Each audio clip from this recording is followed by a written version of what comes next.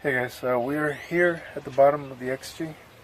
I'm gonna tell you all right now that my Jeep is lifted 5.5 inches up at the rear, 5 up at the front, and being that this is a lifted Jeep, I needed a slip yoke eliminator. The drive shaft was getting a little too short and the vibrations were coming up. I've been wanting to go up to a 6-inch lift or 6.5 inches of lift here pretty soon, and that just wasn't going to cut it anymore. So this is what we have in place. This is a slip yoke eliminator from Rough Country. I installed this myself while the transfer case still being up in the Jeep. That went up pretty okay. But being that I didn't have a drive shaft at the time, I went ahead and I bought this drive shaft that's up behind me. This is a drive shaft out of a ZJ. Let me show you how much I'm running. That's the drive shaft fully extended.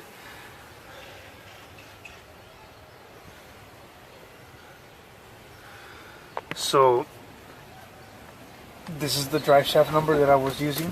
Sorry about being upside down, but let me get you all up in there a little bit. It's that 508 number, or 5208 number that I was using to reference it out. It came out shorter than I was expecting it to be. It is what it is. The drive shaft's in there. But now we have the funds to get a new drive shaft. I have that Rough Country drive shaft that's sitting back there that we're going to be installing into this. So hang on.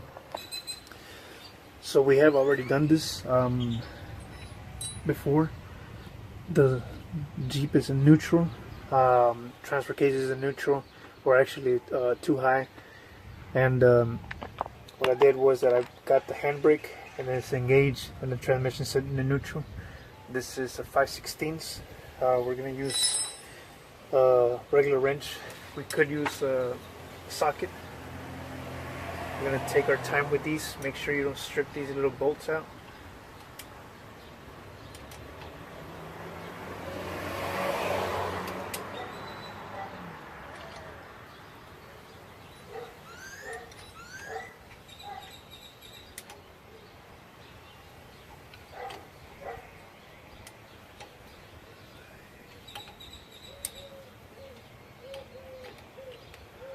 Let's go ahead and go get that wrench, that socket.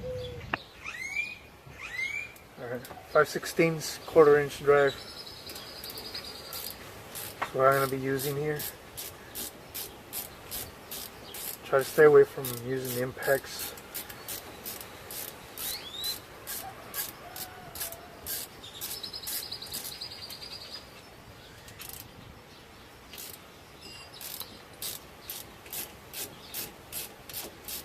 Y'all can see that drive shaft is a very concerning stretch length.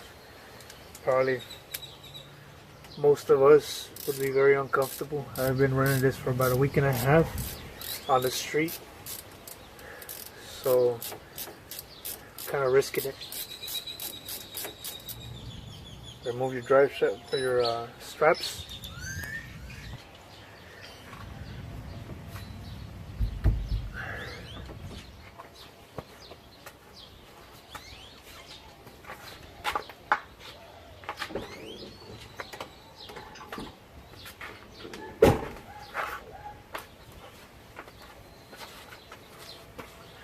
Might need to look convincing.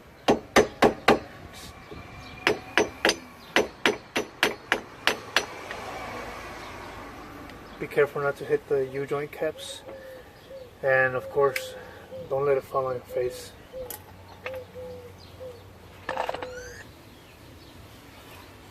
Up here at the double cardan, at the output shaft, we're going to be using, grab yourself an 8mm and a 5/16. 5/16 is slightly larger than the 8mm. So let's try the 8mm first.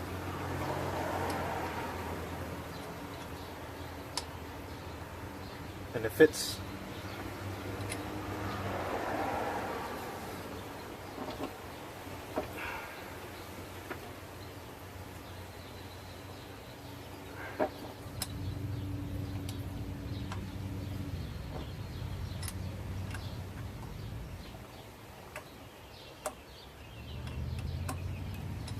Take your time. Don't strip out your bolts.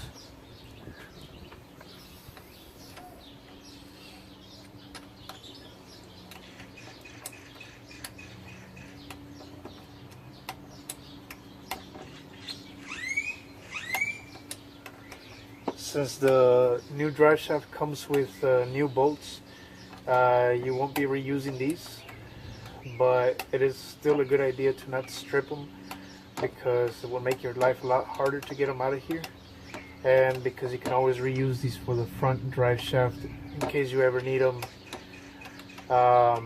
These ones used, find them on eBay for about 20 some bucks, up to 30 or 40 bucks. I've seen them. And that's a used bolt. These aren't very easy to find, especially if you try to go to a parts store, and these ones are not sold as regular bolts, so they have a different pitch as well. So once you have that last bolt out, just pull it out gently, don't drop it on your face. We're going to set it to the side. Here we're going to see both drive shafts side to side, completely collapsed.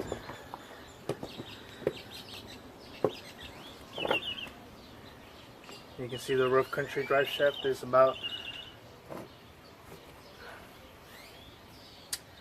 almost 2 inches longer, collapsed rather than the factory one. And it's got the same amount of slip on it. But of course the lengths in total vary. The rough country drive shaft is longer. As far as size on them, rough country drive shaft is a little bit thicker. It's got the tube's a lot larger than this one, but the joints are pretty much about the same.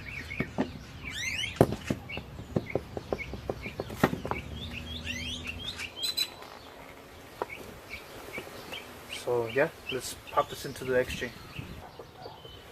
Alright, we're gonna dance around for a little bit with the camera and the drive shaft as we install it. The first side that we're gonna want to put up is the one at the output shaft. These are gonna be a 1/2 inch drive, blue Loctite on all your bolts.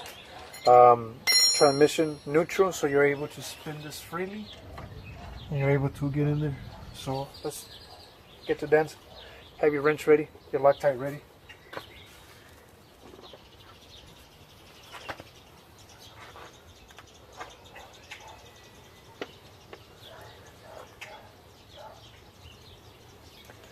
We'll get up there. We're going to try to get this one with at least a small drop of Loctite on it. We're going to try to get up there and get this one started out by hand. And see how this goes.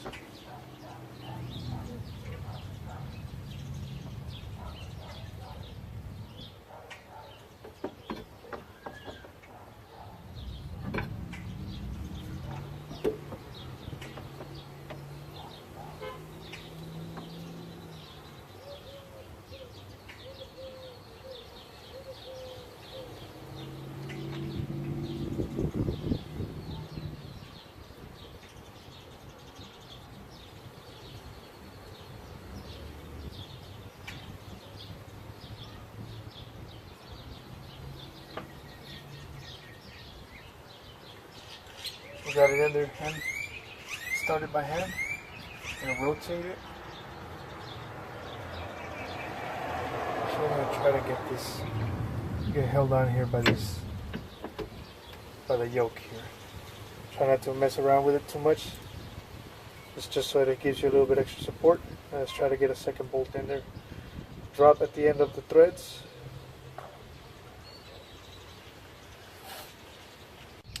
Okay, so once we're done up there, if you have a 1/2-inch socket with a 1/4-inch drive. That works out real good over there, rather than trying to bust your knuckles with a 1/2-inch wrench up there.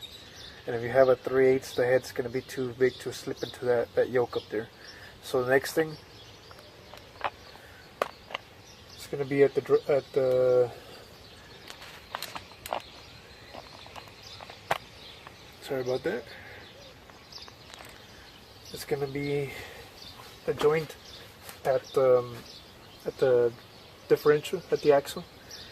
Being that the transfer case is in neutral, we can spin this around without having to lift our vehicle. And I made it up to the surface. You can see the yoke up there, or the slip joint, I should say.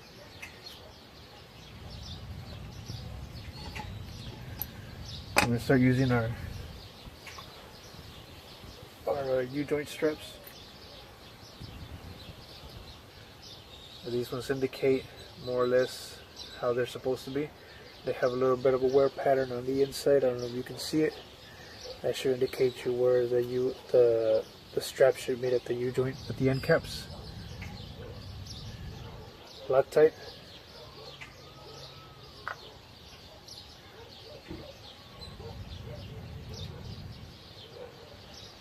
Start them off by hand.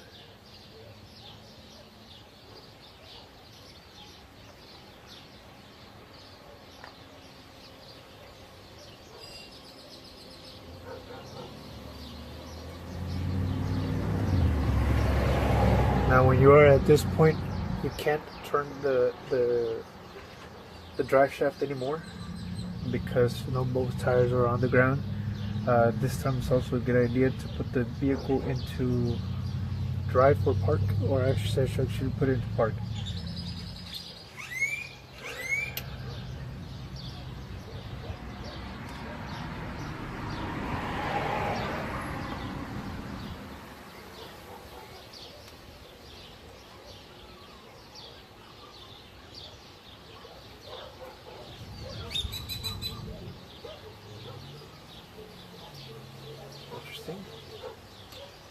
A little bit of trouble starting there.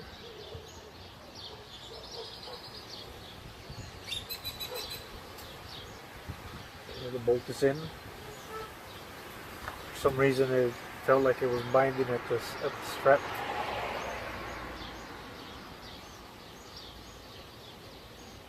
And I'm going to be looking for my 5/16 socket, and I'm going to be using a universal joint on it.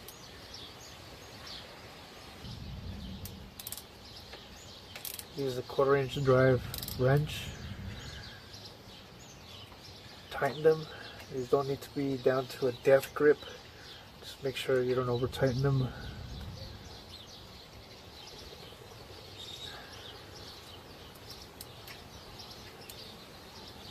Sound good?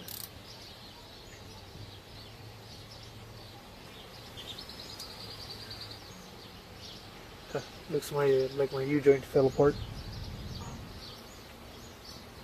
And that is a power torque U-joint. So this is O'Reilly's U-joint, for those of y'all who's wondering.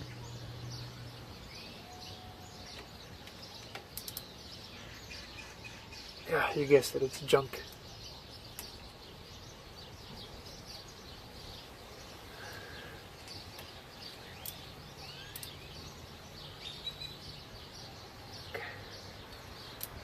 Next thing to do is grease up the joints. This is the